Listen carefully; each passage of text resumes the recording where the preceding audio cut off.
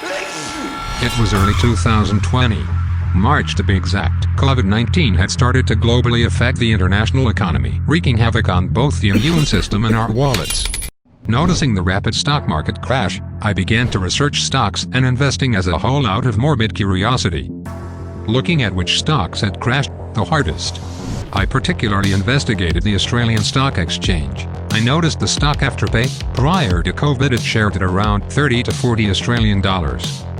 But once late March rolled in with the drums of economic battle, the stock shrunk in size. At the time I happily Google searched its stock price.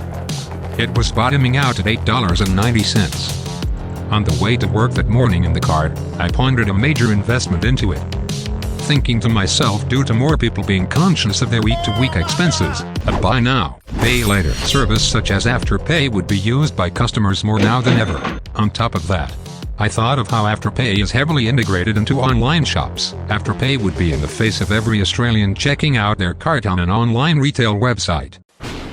I went to sleep that night thinking about it again, but this time with a seed of doubt growing.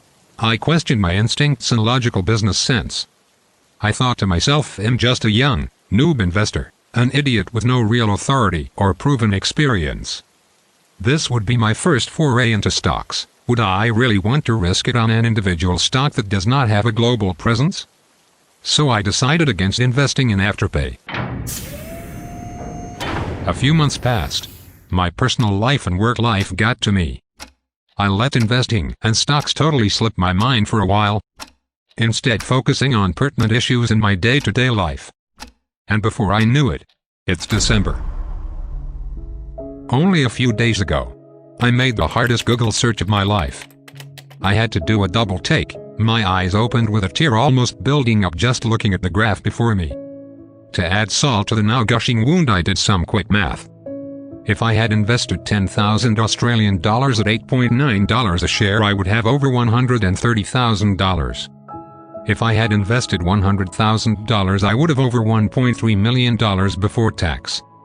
I went to sleep that night, this time not doubting myself but hating myself. If you can learn anything from my fumble, my mistake, my betrayal to myself, it's that you should never doubt your instincts or business sense. Always trust the numbers and always trust common sensibility. Never give in to self-doubt or insecurities.